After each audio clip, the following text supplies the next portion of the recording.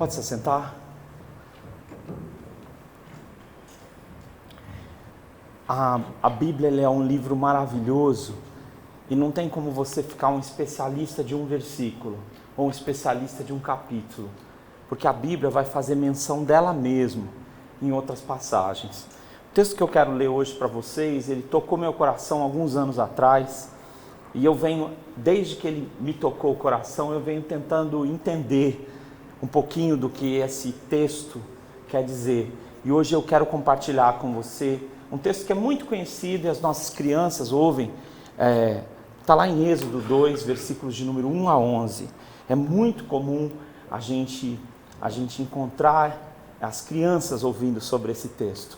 E eu queria ler com você, tá bom? Conforme vai ser projetado para você aqui. Foi-se um homem da casa de Levi e casou com uma descendente de Levi. E a mulher concebeu e deu à luz um filho. E vendo que era formoso, escondeu por 3 meses. Não podendo escondê-lo por mais tempo, tomou um cesto de junco, calafetou com betume, piche, e pondo dentro dele o menino, largou-o no carriçal, à beira do rio.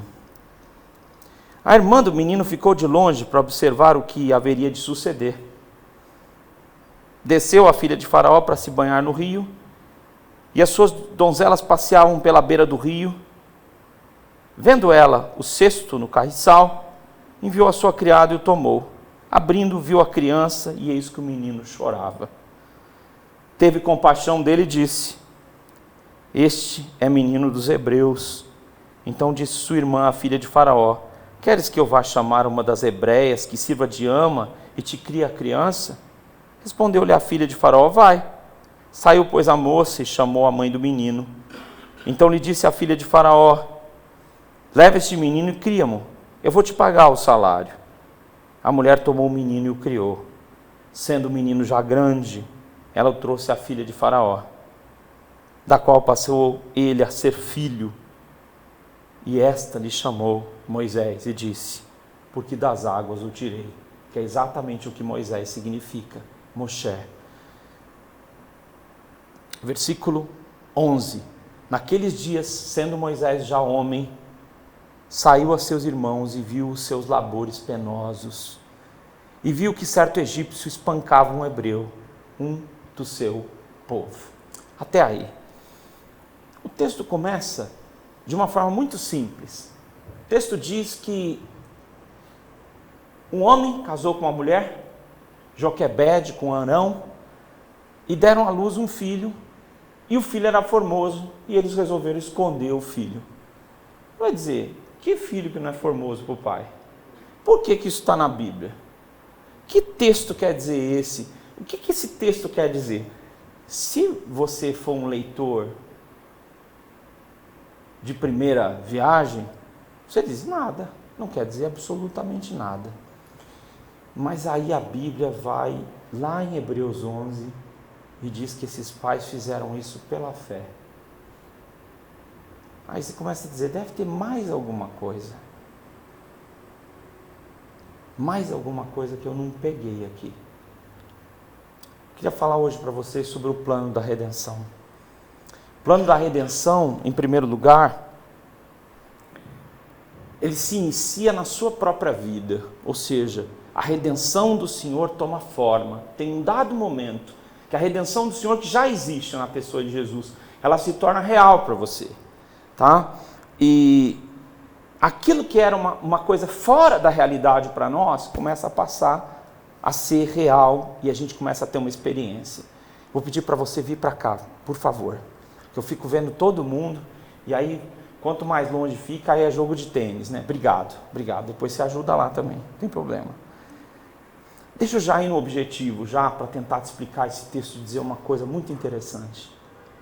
Pode ser que você tenha uma coisa que você ganhou e que seja maravilhosa para qualquer pessoa, menos para você. Tem coisas na nossa história que são maravilhosas, algumas delas são até divinas, Deus colocou na nossa história, mas a gente não dá bola para isso, não dá valor. Nesse tempo, quando a passagem foi escrita, todo menino tinha que ser morto. E os pais criaram um estratagema, ou seja, uma estratégia. Eles falaram, nós vamos obedecer. Todo menino que nascer hebreu na terra do Egito é obrigado a ser morto, lançado no rio. Nós não vamos matá-lo, mas nós vamos lançá-lo no rio. Na segunda parte da exposição, eu vou contar que bichinhos ficam no rio Nilo, tá bom? E vou te contar que morrem pelo menos 300 pessoas próximos do rio Nilo, por ano. Tá? O rio Nilo vai do Egito, África, 300 pessoas morrem na beira do rio, por ano, mais ou menos. Então é super tranquilo, se você quiser deixar seu filho num cestinho lá, ele, na beiradinha, fique tranquilo, você não precisa se preocupar mais com ele, tá bom? Então, por mais que a irmã tivesse lá, e depois, vale a pena depois você ver, são os predadores de água doce, dos mais rápidos e mais violentos, que você pode encarar. Mas a Bíblia diz uma coisa muito interessante, que essa mulher e esse marido, a Joquebede e o Arão, eles olharam para o menino e viram que ele era formoso. E eu queria tentar te explicar isso. Como é que você vê sua vida? Você gosta da sua vida? Sabe, a gente sempre diz que gosta da vida da gente. Mas tem dia que a gente olha no espelho e não gosta. E quando a gente não gosta, a gente escolhe um perfil que vai ser o perfil que todo mundo vai conhecer. E aquele perfil assombrado ou assombroso, você não vai deixar que as pessoas conheçam. Mas eu quero dizer que muita gente é infeliz no mundo. Muita gente é infeliz. E eu queria dizer que ser cristão também não quer dizer que você vai ser feliz. Principalmente se você não é capaz de se alegrar com aquilo que Deus te deu. Essa semana eu estava conversando com um irmão, e eu estava falando com ele que o trabalho, que é a primeira coisa que talvez você sinta, que é simplesmente um peso que você tem que carregar. E se você está me ouvindo aqui e está se sentindo dentro, sem problema. É disso, eu quero falar com você sobre isso mesmo. Eu estava falando sobre, depois você pode conferir, Eclesiastes 2 e 6. A Bíblia diz que tem gente que vive para trabalhar, para entregar tudo o que ele trabalhou para o justo. E que gozar o bem, ou se alegrar, vem de Deus. Então você pode trabalhar e ser um infeliz todos os dias da sua vida, e fazer um retrospecto, e o retrospecto ser catastrófico para você, e você não vê formosura naquilo que está acontecendo na sua história. Acho que um grande problema de quem escreve, de quem compõe, é não gostar do próprio trabalho. Por que você não lança isso? Porque é uma porcaria. Que é horrível. Por quê? Porque é a mesma coisa. A mesma coisa que está todo mundo falando, eu estou escrevendo aqui, não quer dizer nada. Talvez a sua vida esteja sentindo uma necessidade profunda de propósito, ou mais de redenção.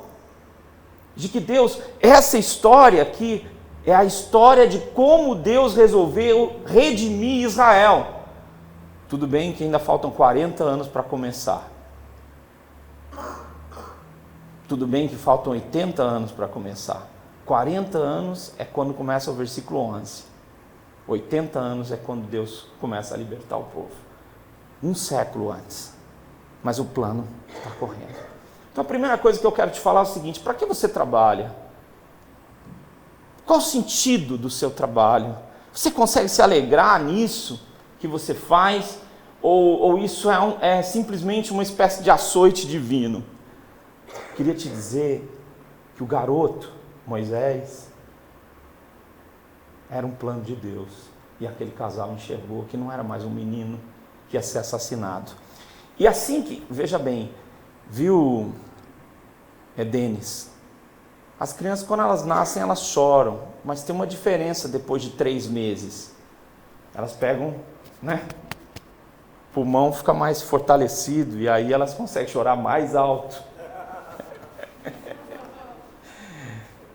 O Denis depois pode dar alguma orientação para vocês, mas daqui a 3 meses, falta mais alguns meses, aí você vai sentir o problema do Joquebede e Arão. eles não conseguiam segurar, e se o choro saísse, o menino ia ser assassinado. Talvez você não consiga se alegrar daquilo que você faz. Sabe, você faz uma comida, mas nunca fica aquela comida, né? E tem gente que fala bem da sua comida, mas você come a comida e fala, eu vou deixar os adjetivos, né, que não são tão belos para essa noite aqui, do que você anda dizendo sobre o que você faz. Mas às vezes a gente olha para o trabalho da gente e a gente não sente prazer também. Então eu quero te dizer que essa questão de você conseguir enxergar que tem um propósito na sua história e no que você faz, é fé, é deixar a luz entrar na escuridão da sua própria história.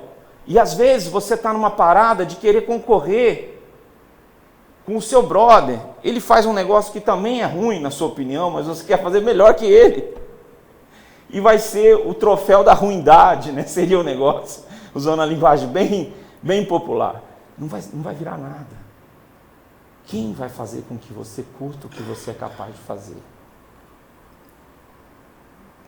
Eu posso falar isso porque ele mesmo já falou de público várias vezes. Tom Carf estava com um violãozinho. Tom Carf hoje é um cantor cristão bastante conhecido. Ele estava com um violãozinho na periferia tocando, e alguém ouviu, se aproximou, ele até imaginou que ia ter público, né? E a pessoa disse para ele, meu filho, meu amigo, vai fazer o que você quiser, porque músico tu nunca vai ser. Quantas vezes as palavras de destruição entram dentro do nosso coração e a gente aceita? Porque no fundo a gente diz, eu já pensava isso, agora está confirmado. Não vai virar nada. Gente, aquele povo era escravo, aquele povo tinha uma ordem, eles não podiam desobedecer a ordem, senão ia morrer mais gente. A vida humana valia muito pouco num período de grande escravidão. Sabe, quando você vê aquelas pirâmides do Egito, você tem que ficar ligado que morreu muita gente para aquilo acontecer. Não morreu muito egípcio, não, morreu muita gente, de todos os povos, para aquilo acontecer. Sabe, talvez você olhe para a sua família. Era a história dele, eles estavam com um garoto ali agora, e eles estavam talvez sonhando com a família, mas quando eles viram Moisés, eles entenderam que Deus tinha um plano. E às vezes a gente olha para a família da gente e diz, Senhor Deus, eu não entendo qual é teu plano. A minha família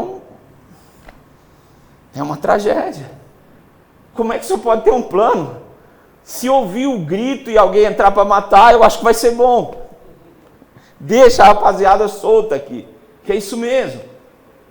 Às vezes você pode olhar para a sua família e não conseguir ser grato também, porque seu coração está muito dilacerado e você não consegue ver formosura nessa história. E eu queria parar antes de continuar expondo, dizendo o seguinte para você.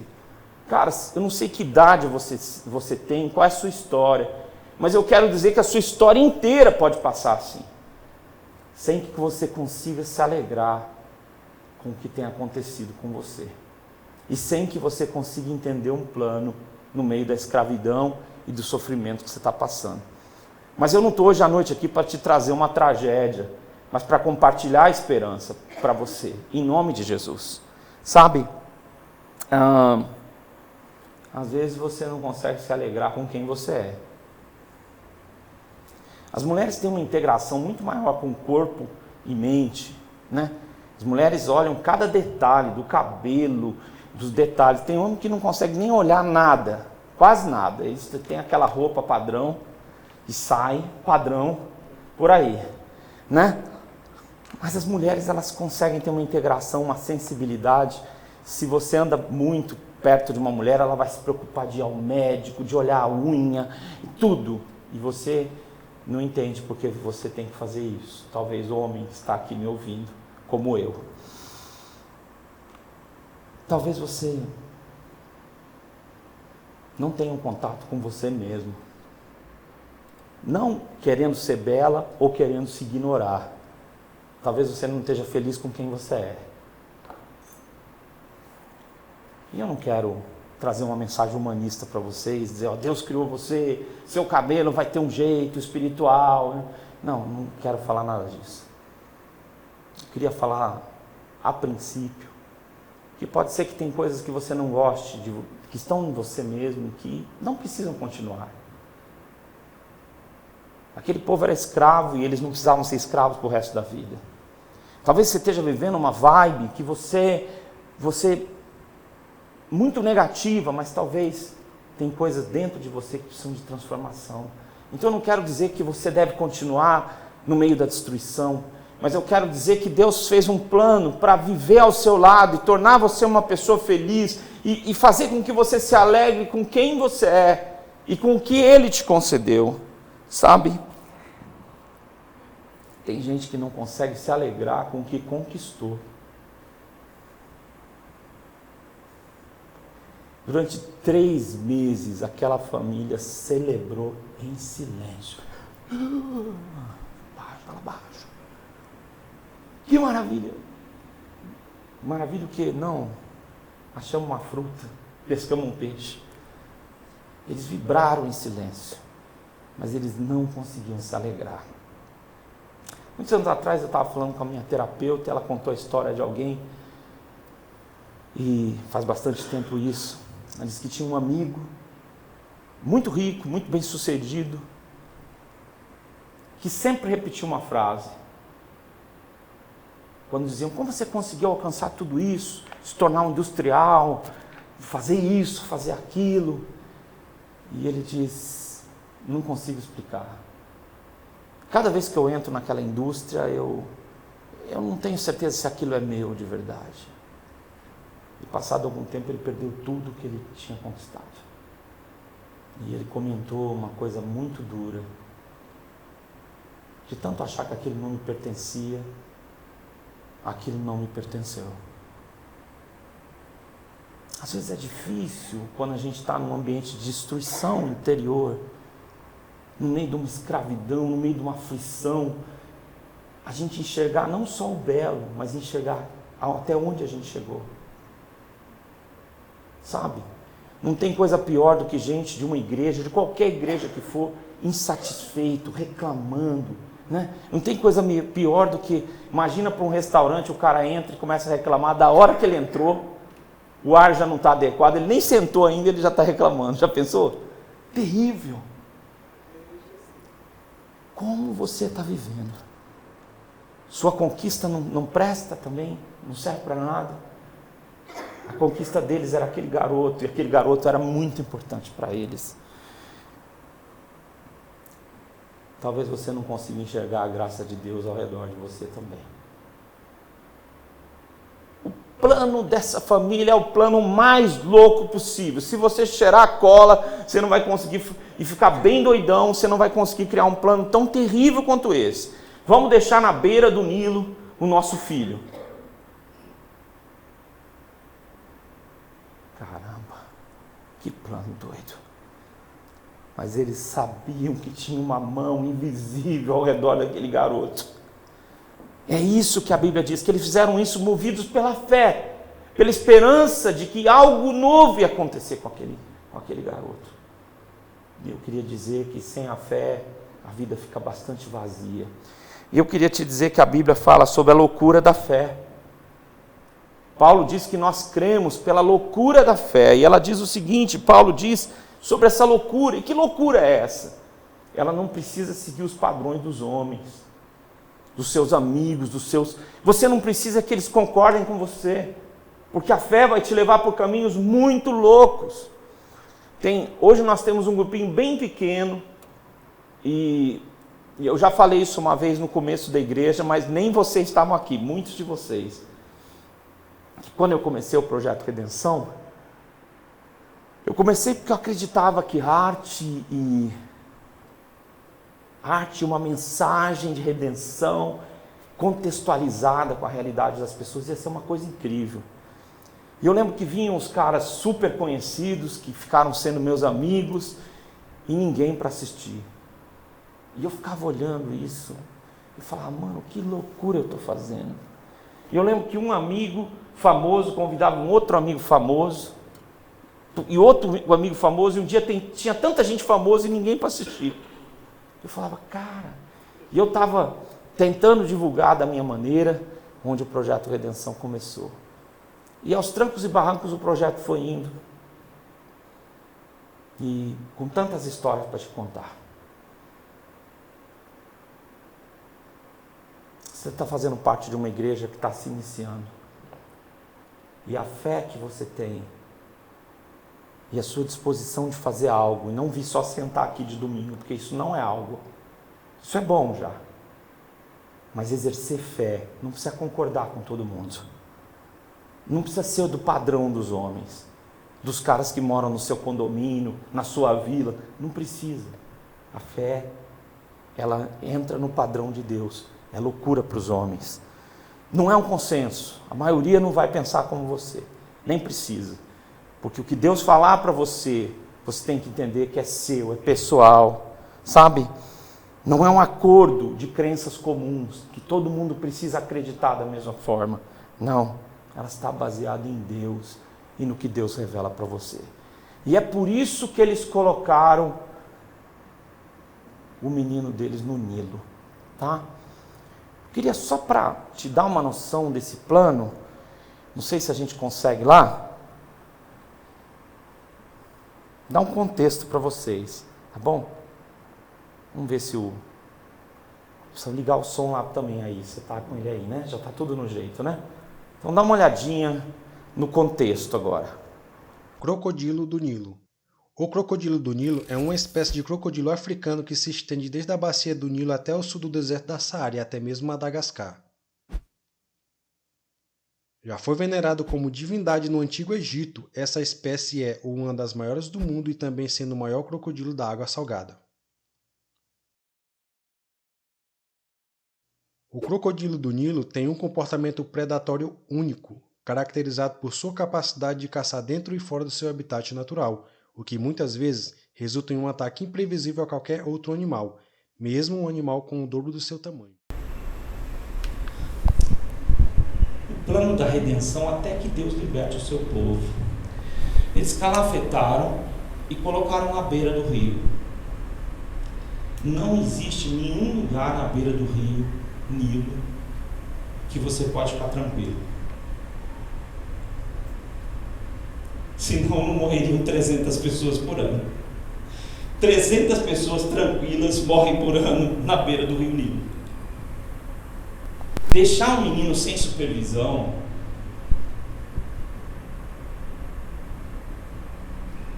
e o timing não era assim, vamos deixar de noite. O timing era a princesa. Mas crocodilo não come princesa?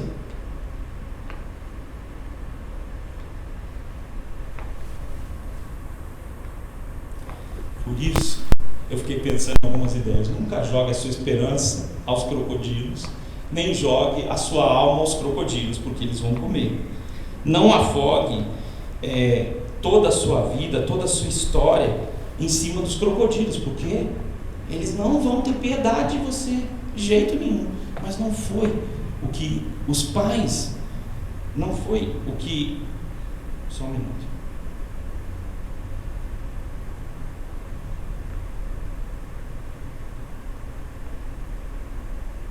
Não foi o que os pais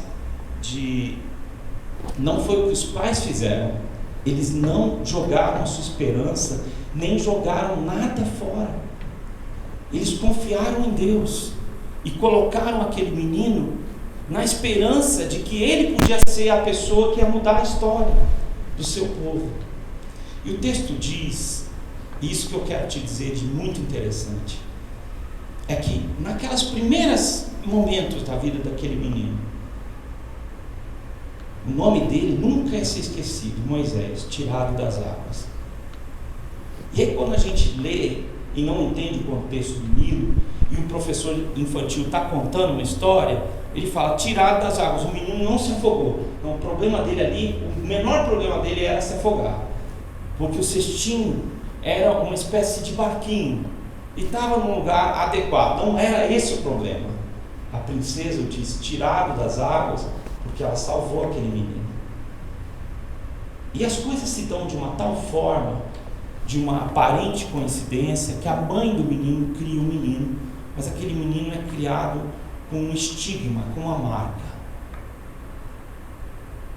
Você foi liberto. Isso foi um ato de fé.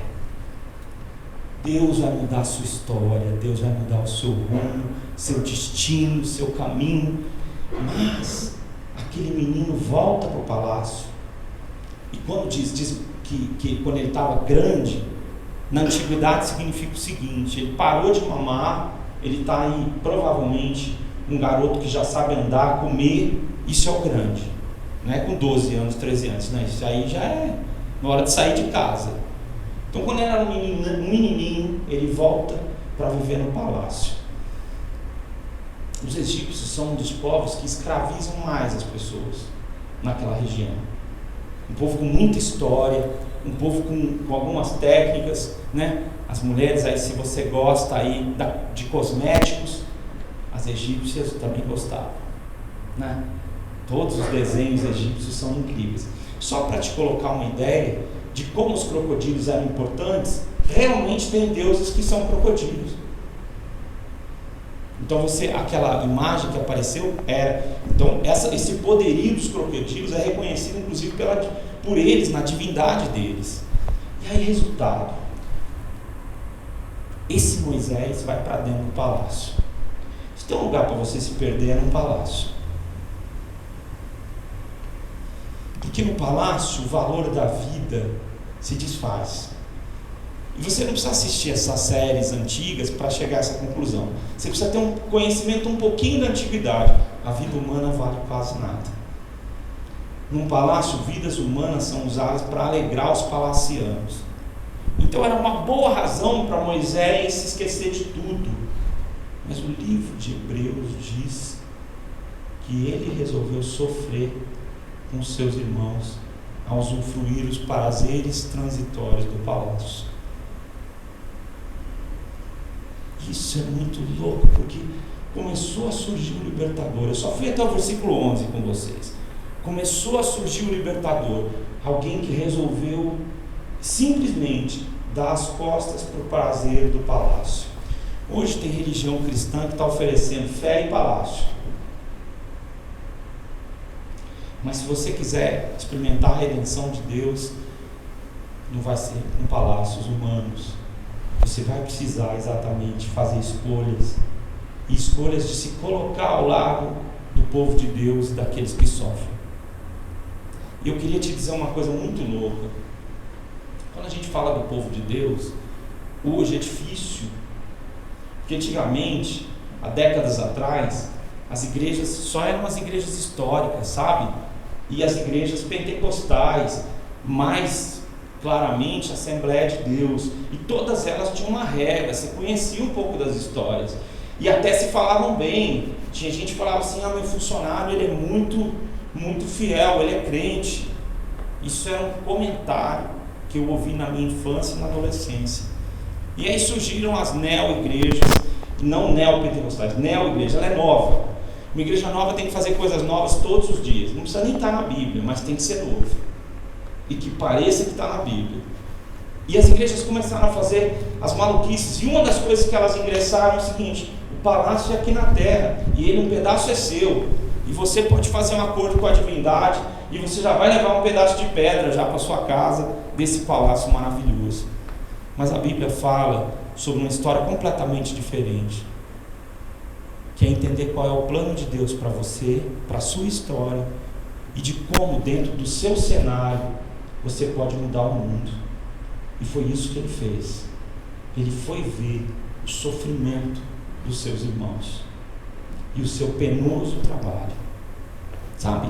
Queria também te dizer uma coisa: se você quer crescer espiritualmente, você precisa entender que existem outras pessoas. Sabe? Acho que um problema dos cultos online é que não tem outra pessoa além de você. E um dia eu estava assistindo um culto online que eu estava tão interessado, mas eu dormi. Não é nem porque eu não estava interessado, não, eu estava interessado, mas não tinha mais ninguém além de mim. O povo de Deus está espalhado pela face da terra, e são pessoas que já creram e pessoas que vão crer. pessoas de todas as raças, línguas, povos, nacionalidades, gente diferente. Por isso, eu acredito que o louvor de uma igreja multicultural é um louvor multi. Não tem só um rosto, tem vários rostos, vários estilos. Assim como uma igreja que adora ao Senhor no meio de uma cidade, como a cidade de São Paulo, como o Brasil, vai manifestar muitas culturas também. Mas eu queria te dizer que, se você não compreender que o plano da redenção, o plano de transformação não é só para você, mas são para as pessoas que estão ao seu redor também, você não vai compreender e você vai se fechar e não vai crescer espiritualmente, porque Deus, Ele só faz você crescer se você aprende a abrir sua mão e ser generoso. E abrir sua mão não é financeiramente, não, é abrir a mão do seu direito, abrir a mão de só pensar do seu jeito e ouvir outras pessoas e interagir. É isso que faz uma igreja. Eu não acredito em igreja sem esforço também e sem sofrimentos. Eu não acredito que se a coisa ficar muito fácil e você tiver uma igreja fácil, você vai se tornar um crente fácil também, né? Qualquer coisa você desvia, porque você ainda não pegou a firmeza disso. Mas o que eu acho interessante é que ele não só abriu mão do palácio, mas ele abriu mão de uma coisa que é das mais assustadoras, que é o conforto. O conforto mata, né? Sabe, a poltrona de domingo, macarronada na casa dos pais, feijoada, isso aí mata. Se for todo dia, mata. Então, o conforto é um dos maiores perigos. Você encontrar uma fé confortável, que não tem desafios, que não se preocupa com redenção abrangente, é fazer a mesma coisa sempre, ir para os mesmos lugares sempre, e ficar assim. Queria te falar uma coisa muito louca. Moisés era um homem de 2 mundos.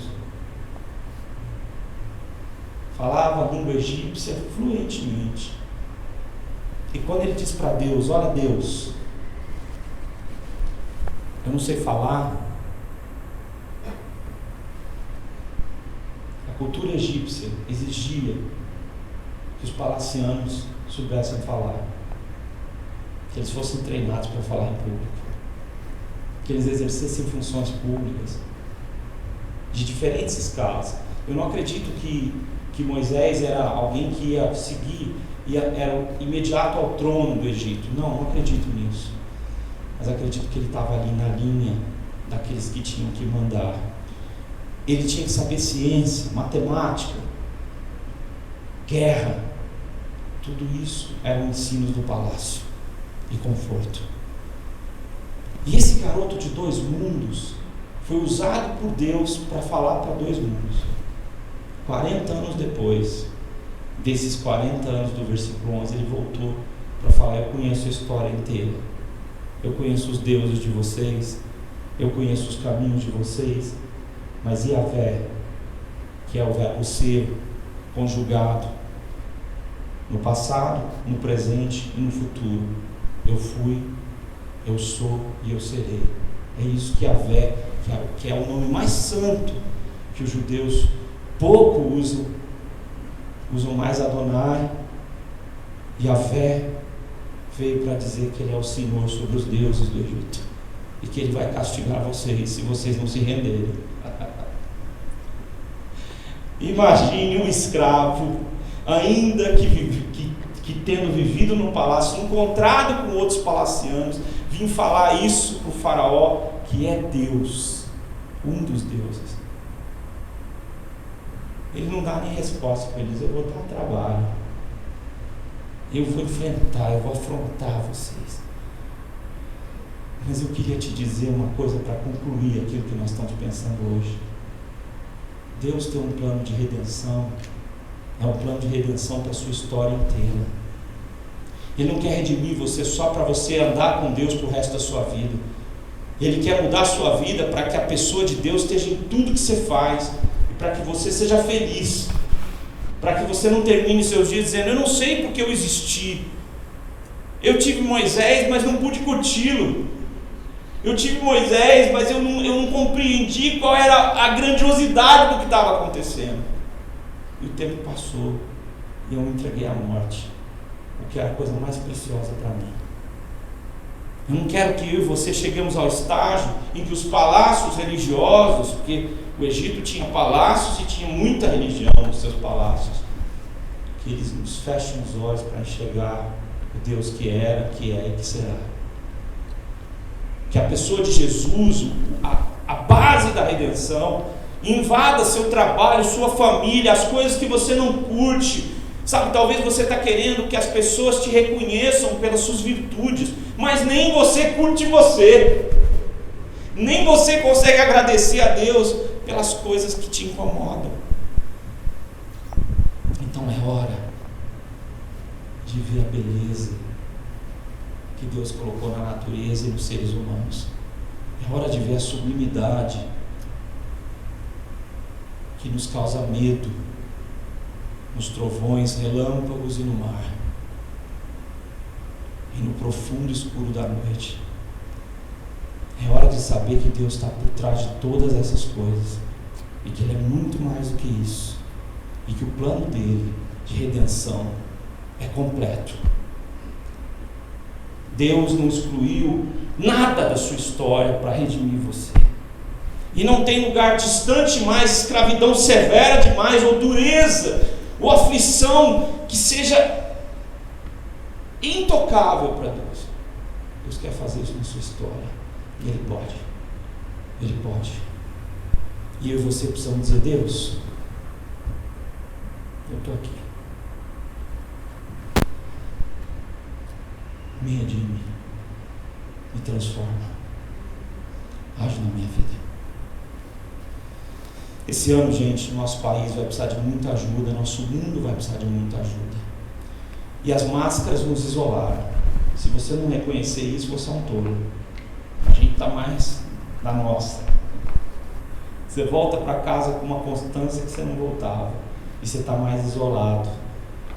E é preciso que a gente se envolva com o propósito de Deus para a nossa nação, para o nosso mundo, que não é a gente aderir a um partido que vai doar alguma coisa para a igreja. Isso é um absurdo. Isso é um absurdo. Não, mas é fazer diferença, é orar, separar as coisas, sabe? E se envolver com o projeto de Deus de redenção. Que Deus nos abençoe. Quero aproveitar aqui e contar uma história para vocês. A gente já está concluindo.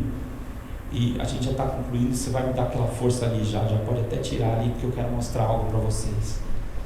O Vitor veio trabalhar comigo alguns anos atrás, e eu ia contando para o Vitor dos projetos que eu já tinha feito, daquilo que eu pretendia fazer.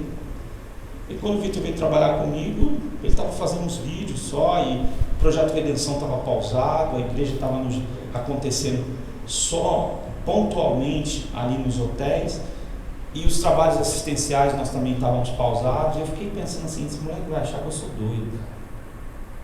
Ele vai falar assim: meu, esse cara vai falar muita coisa. E eu ficava pensando isso comigo, né? Falar: meu, esse cara deve achar que eu sou o maior conversador, né? E várias das coisas que a gente já passou nesses vídeos para vocês, elas começaram a acontecer porque é Deus que está à frente, Ele pode. Então, às vezes, se você ficar na dúvida até do plano de Deus para a sua vida, fique em paz, porque esse plano vai se concluir. O que a gente está querendo fazer ali agora para vocês? A nossa responsável pelas finanças fez um vídeo para vocês verem em que pé nós estamos e como as coisas estão acontecendo. É bem rapidinho, mas se der certo vocês vão ver. Mas você não precisa ficar olhando para lá nem esperar. Vamos ficar de pé. Quem está vindo pela primeira vez hoje aqui? Aqui hoje à noite, você já teve outra noite aqui, não teve? O João Camacho cuida das crianças, das nossas crianças, está ali, tá bom? E hoje ele veio compartilhar com a gente um pouquinho aqui à noite, né? Tá de boa aí? Você está violento demais. Não, mas nós vamos orar, vamos receber a bênção. E agora a tesoureira vai falar de algumas necessidades, algumas coisas. E de verdade é o seguinte, eu quero te dizer o que você não deve fazer depois que você ouvir. Vê se tem alguma moeda no seu bolso e fazer uma esmola porque você se sentiu constrangido. Não precisa fazer isso. Relaxa, tá bom? Deus sustenta a sua obra, vai usar você se Ele quiser. Você vai fazer um pix, você vai depositar ou não vai fazer nada. Mas Deus vai fazer a obra dele. Eu acho importante a gente fazer uma prestação de contas para vocês, do que vem acontecendo e do que nós queremos, onde nós vamos chegar. Gente, orem por esse projeto. E quando esse vídeo estiver passando, o pessoal da banda já vai voltar, a gente já vai ter orado, recebido a bênção, e você vai entender um pouquinho dos nossos déficits, das nossas vitórias, você vai orar pela igreja, tá? Isso você pode fazer, todos aqui podem, tá? Você vai orar pela igreja e pelos planos que a gente tem. Semana que vem a Páscoa, é isso? Semana que vem nós temos coral aqui, vai ser muito incrível, nós vamos cantar a redenção na pessoa de Jesus. Oportunidade, né? Na Páscoa até as pessoas não muito cristãs ficam sensíveis. Então traz o pessoal aqui para estar com a gente, traz seus filhos, vai ser uma bênção. Você já esteve com a gente de domingo já? Você já esteve conosco? Não. Já teve outras vezes, já sou conhecida, nem Emiliano aqui, tá bom. Seja bem-vinda mais uma vez. Vamos orar? Senhor, eu abençoo cada pessoa que veio nessa noite aqui e te agradeço, Senhor, pela redenção de Jesus e porque o Senhor tem um plano. Por outro lado, Pai, eu quero elevar a minha voz agora pelas pessoas desesperadas que estão tentando se suicidar, que estão sofrendo na Ucrânia, que estão sofrendo no mundo, que precisam que nós olhemos por eles, Pai. Queria orar pelas crianças sem pais e mães, pedindo comida na rua. Queria orar, Senhor Deus, por esse mundo que precisa de tanta transformação. E queria pedir que a Igreja de Redenção pudesse falar para a cidade, e pudesse mudar a cidade, e pudesse trazer alívio para a cidade. Que esse espaço, que esses planos, que essas pessoas, que esses meus irmãos e irmãs possam mudar o mundo, porque o Senhor mudou o mundo deles. É o que eu te peço em nome de Jesus. E agora que a graça de nosso Senhor e Salvador Jesus Cristo, que o amor eterno de Deus, o Pai, e as consolações do Espírito Santo sejam sobre vocês, para que vocês vivam uma vida plena que Deus planejou para vocês, hoje e para todos sempre. Amém. Olá, você que escolheu a Redenção como sua comunidade de fé, deve estar se perguntando como é que andam as contribuições, aonde que o nosso dinheiro está indo parar. Eu quero dizer para você que eu quero te trazer alguns desafios e algumas informações. O custo mensal, até hoje, no momento dessa gravação, gera em torno de R$20 mil. Esse custo está incluso o aluguel, no aluguel está incluso a água, a energia, a limpeza, o sustento do Ministério Infantil, o sustento do Ministério de Louvor e ações sociais e missões. Mas e aí? Qual que é o desafio? Onde está o nosso desafio hoje como comunidade de fé? Nosso custo hoje de 20 mil, nós só conseguimos arrecadar em torno de 70% desse valor. Sim, em média, 15 mil reais. E nós temos fixo apenas só 8 dizimistas, só 8 contribuintes fixo. E você, como igreja, o que você pode fazer? O que você deve fazer como comunidade? Doar-se mais. Doar é um ato voluntário com compromisso. É isso, você como comunidade de redenção deve estar comprometido com esta obra. Precisamos do seu engajamento como comunidade, não só para que nós possamos atingir essa meta, mas sobretudo também nos envolvermos em outras ações de missões e ações sociais. Obrigada a você por este minuto, pela sua atenção. Obrigada.